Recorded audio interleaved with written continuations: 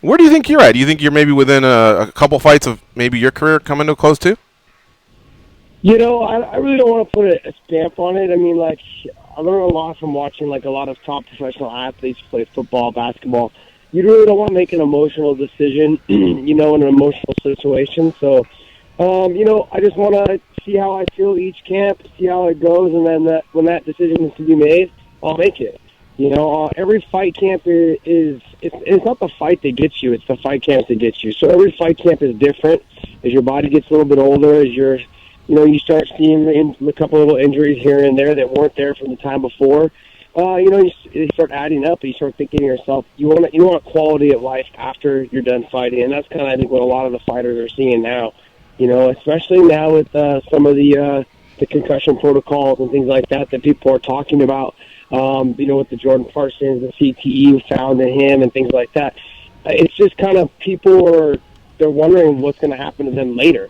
And given all the research that was developed after the movie Concussion came out, I think fighters are now paying attention. You hear a lot of them talk about, not sparring 3 days a week or twice a week, maybe only sparring once a week, hard the rest of the time working drills and techniques, or just sparring the last, month before the fight. You have to make changes as your body develops and as you get older. It's always a learning curve when your body is getting older every time. You're training. I've heard this from all top athletes, from Tom Brady, Peyton Manning. Even LeBron James talks about it. Tiger Woods talked about it as well. Just making the adjustments that you need to make sure your body can still continue to perform. Bellator's going to have an event with Michael Chandler and Benson Henderson fighting. Is it safe to say you might get the winner?